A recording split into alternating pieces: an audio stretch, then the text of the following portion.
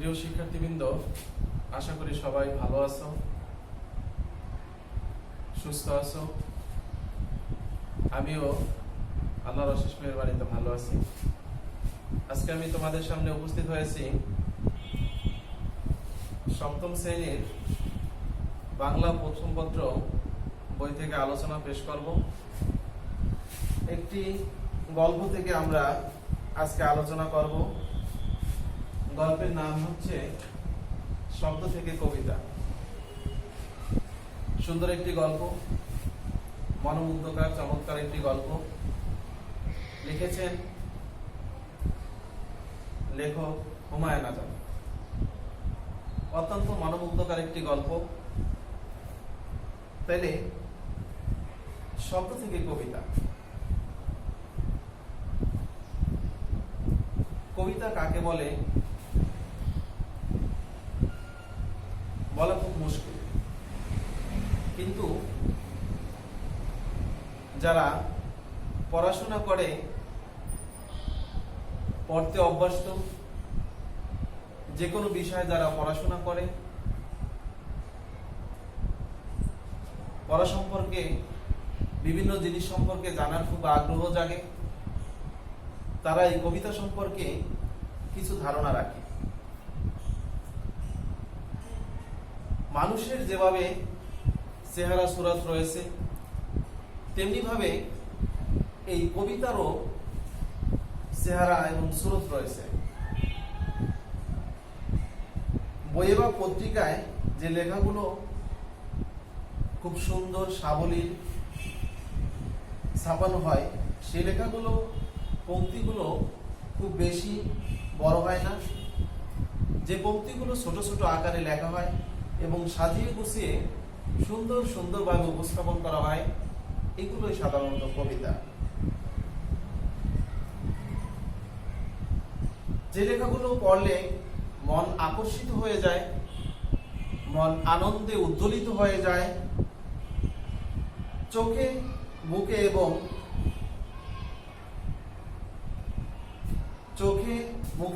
রং বিরঙের শব্দ, স্বপ্ন এসে জমা হয়, তাই এইগুলোই আমরা কবিতা বলে থাকি।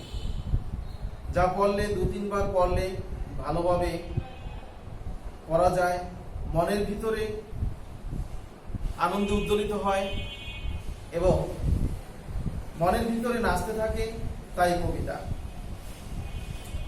কবিতা কারা লিখেন? কবিতা সাধারণত কবিরাই লিখে থাকেন। তারা একটি শব্দের পাশে আরেকটি শব্দ, একটি বর্ণের সাথে আরেকটি বর্ণ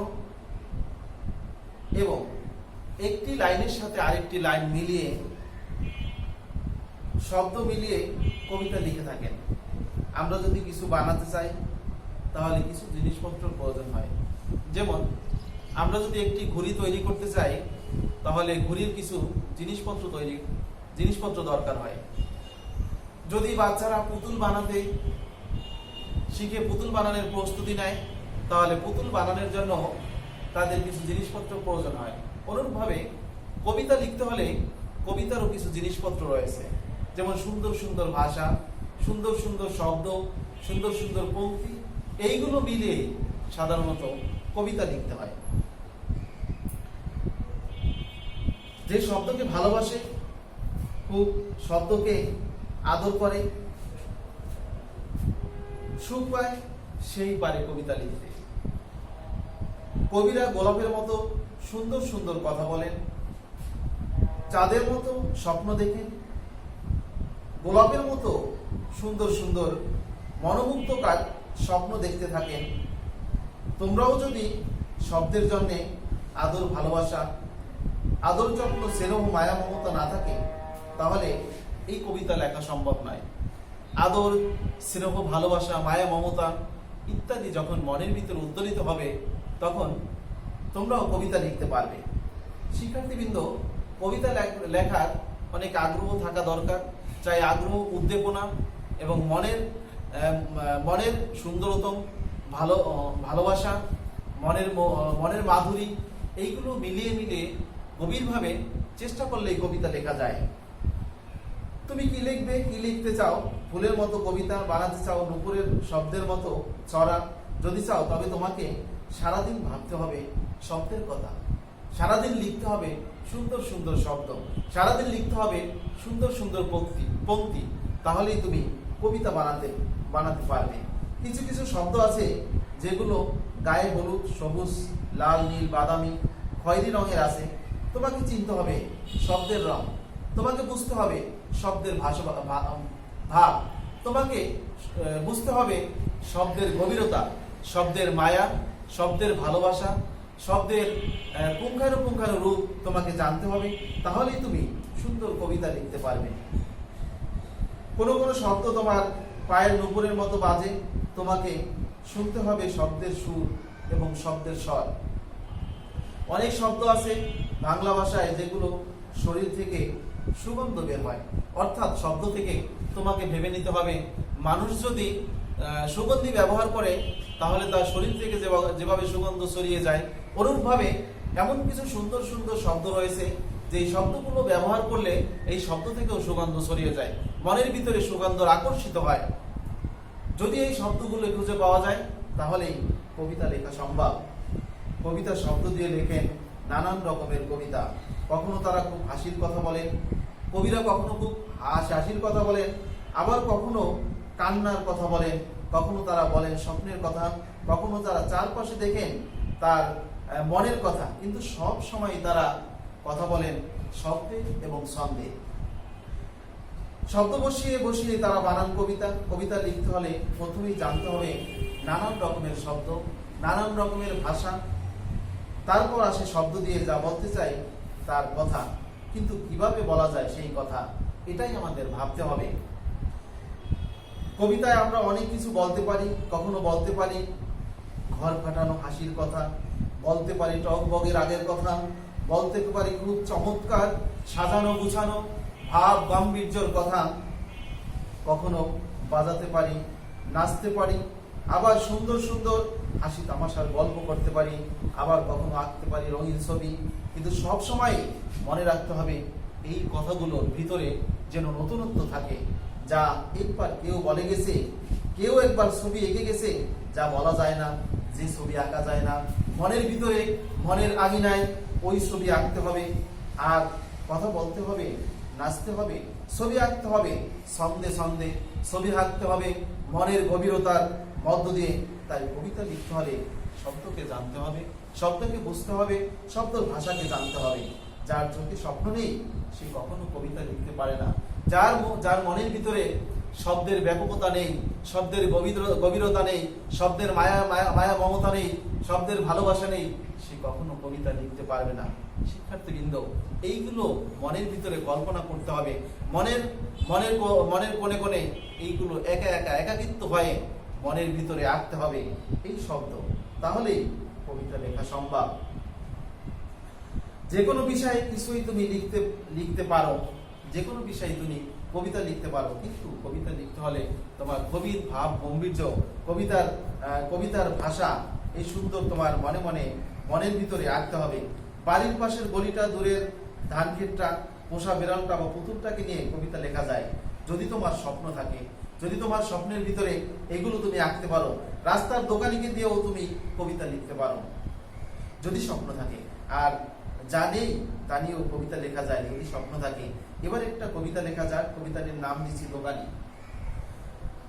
রাস্তার মোড়ের দোকানদারকে আমি চিনি, সে বিক্রি করে সাদা দুধ, খয়েরি চকলেট, লাল পুতুল, সবুজ পান, এসব জিনিস আমরা কিনে খাই।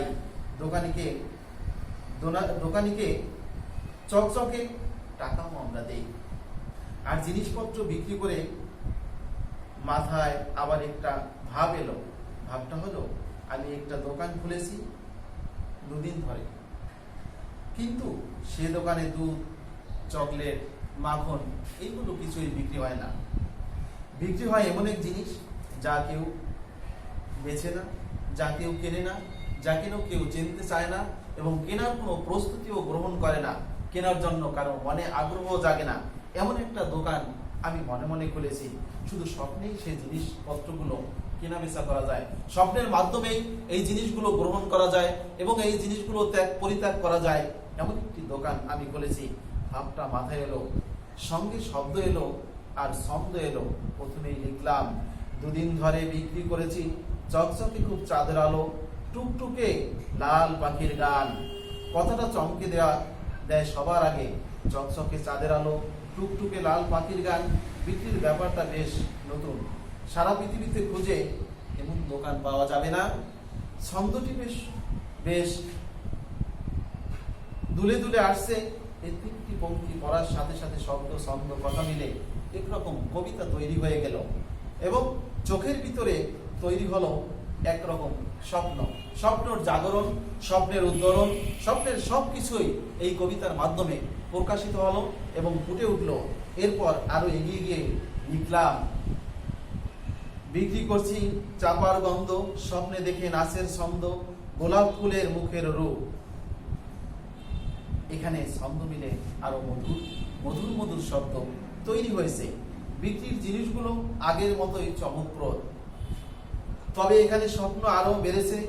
ছবি আরো রঙিন, ছবি আরো সুন্দর, ছবি আরো সৌন্দর্য মণ্ডিত হয়েছে।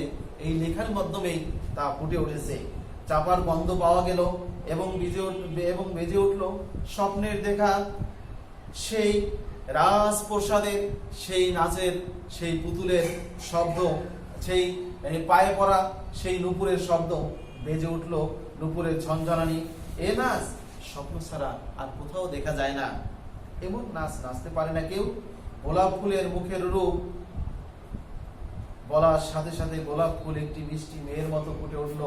মেয়েটির মুখ হয়ে উঠলো গোলাপ, আর গোলাপ হয়ে উঠলো মেয়েটির মুখ। স্বপ্ন জড়ো হলো চোখে।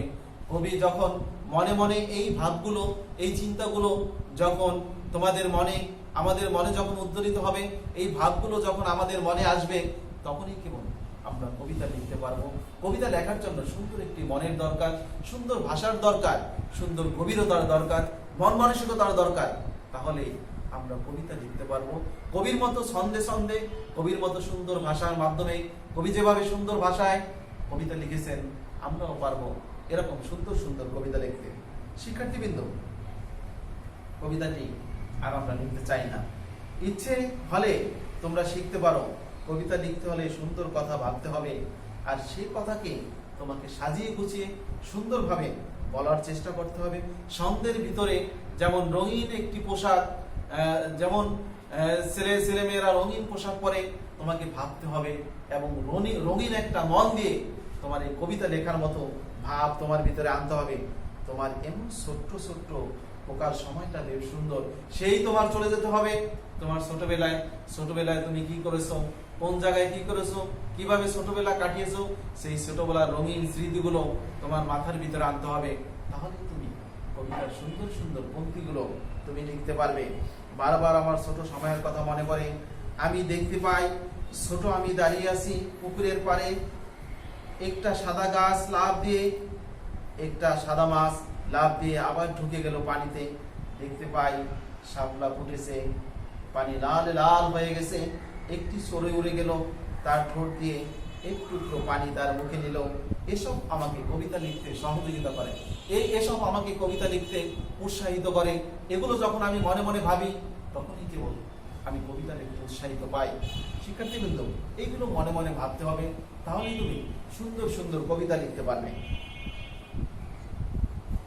তোমরা এখন ছোট, এ বয়সে তোমরা খুব বেশি করে নেবে দেবে, একজনকে আরেকজন আদান প্রদান করবে। যত পারো দেখো দেখো এবং দেখো, চেষ্টা করো, চেষ্টা করতে থাকো, তাহলেই তোমার সফলতা আসবে। বুকের মধ্যে মনের মধ্যে ছবি জমাও, রং জমাও, সুর জমাও, ভাষা জমাও। এসব কিছু জমিয়ে রাখো। বড় হলে এই সুর, এই ভাষা, এই স্বপ্ন, এই মায়া, এই মমতা, এগুলো সব কিছুই তোমার উপকারে আসবে। খুব ছোট বয়সে কবিতা লেখা উচিত। ছোট বয়সে কবিতা লেখা, পড়া এবং পড়া, চারদিকে ছবি দেখা, দেখা এবং দেখা, এর মাধ্যমে তোমার নিজেকে প্রসারিত করা। ছোট বয়সে বুকে জমানো উচিত সুন্দর সুন্দর ছন্দ, সুন্দর সুন্দর শব্দ, সুন্দর সুন্দর শব্দের ভান্ডার। তারপর একদিন যখন বড় হবে, শব্দ, ছন্দ, সুর, এবং রঙিন ছবি আঁকাগুলো বেঁধে আসবে তোমাদের অন্তরে, আসবে তুমি সেই কবিতার রূপ দাও, কবিতার ভাষা দাও, কবিতার ছন্দ দাও, দেখবে আস্তে আস্তে তোমার কবিতার পূর্ণতা এসে গেছে।